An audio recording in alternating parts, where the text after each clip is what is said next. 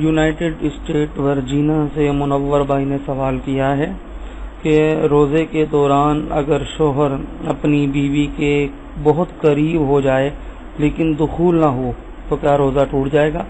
تو محترم یاد رکھیں کہ اگر میاں بیوی صحبت کرتے ہیں اور اس میں دخول ہو جاتا ہے، ایسی صورت میں ظاہر ہے روزہ ٹوٹ جائے گا، انزال ہو جاتا ہے، روزہ ٹوٹ جاتا ہے۔ لہذا صحبت کرنا حرام ہے جبکہ روزہ دار ہونا یاد ہو۔ روزہ نام ہی اس کا ہے کہ بندہ جان بوجھ کر کھانے پینے اور بیوی سے صحبت سے جو ہے وہ بچے۔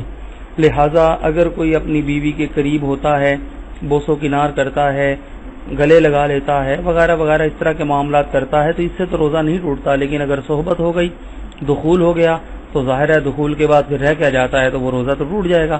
لہذا کفارہ بھی ہوگا جبکہ روزہ دار ہونا یاد ہو، اور کفارہ پھر یہ ہے کہ 60 روزے مسلسل رکھنے پڑیں گے اور ایک روزہ جو ہے وہ قضا کا، تو 61 روزے ہوئے۔ اور اگر دخول نہیں ہوا ہے، صحبت نہیں ہوئی، صرف مطلب قربت ہوئی ہے، اس طرح کے بوس و کنار ہوئے یا آپس میں مطلب قریب آ گئے ایک دوسرے کے لیکن دخول نہیں کیا، تو پھر بہرحال روزہ نہیں ٹوٹے گا۔ لیکن بہرحال ایسے عمل سے بچنا لازم ہے جو کہ صحبت کی طرف لے جائے۔ جزاک اللہ خیرا، آمین، واللہ تعالی علم جل۔ دبئی سے علی بھائی نے چند سوالات کیے ہیں۔ پہلا سوال محترم نے کیا ہے کہ کیا میاں بیوی افطاری کے بعد ہم بستری کر سکتے ہیں؟ تو جی ہاں حضرت، افطاری کرنے کے بعد، نماز مغرب پڑھنے کے بعد میاں بیوی اگر چاہیں تو آپس میں صحبت کر سکتے ہیں۔ دوسری بات آپ نے پوچھی ہے کہ اگر کر سکتے ہیں تو پھر میاں بیوی جو ہے وہ ایک دوسرے کے اعضاء مخصوصہ کو چوم سکتے ہیں یا نہیں؟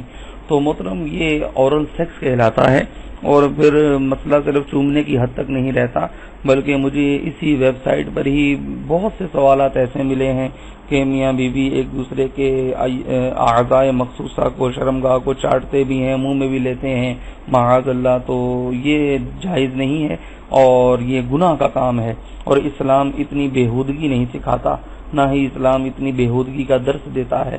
لہذا ہاتھ لگانے میں اعضاء مخصوصہ کو حرج نہیں ہے، لیکن منہ میں لینا یہ جائز نہیں ہے۔ لہذا ظاہری بات صحبت کی تو افطاری سے لے کر سحری ختم ہونے سے پہلے پہلے تک صحبت کی جا سکتی ہے۔ پھر آپ نے یہ پوچھا ہے کہ قطرے جاری ہونے سے کیا روزہ ٹوٹ جاتا ہے؟ تو محترم قطرے جاری ہونے سے روزہ جو ہے وہ نہیں ٹوٹے گا۔ جیسے کسی کو بیماری ہو، پیشاب کے قطرے آتے ہوں، یا کسی کی منی پتلی ہو جائے، قطرے بہہ جاتے ہوں، تو بہرحال اس سے روزہ جو ہے وہ نہیں ٹوٹتا۔ لیکن اگر روزے کی حالت میں میاں بیوی جان بوجھ کر صحبت کریں گے اور انزال ہو جائے گا تو روزہ جو ہے اس سے ٹوٹے گا، بلکہ کفارہ بھی ادا کرنا ہوگا۔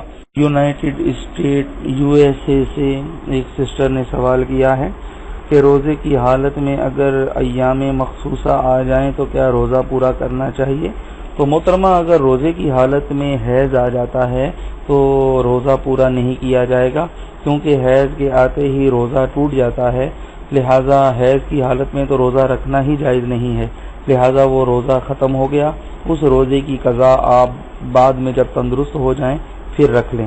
جزاک اللہ خیرہ، آمین۔ مسقط عمان سے ندیم بھائی نے پوچھا ہے کہ میاں بیوی جب صحبت کریں رمضان کی رات میں تو غسل کیے بغیر کیا وہ روزہ رکھ سکتے ہیں؟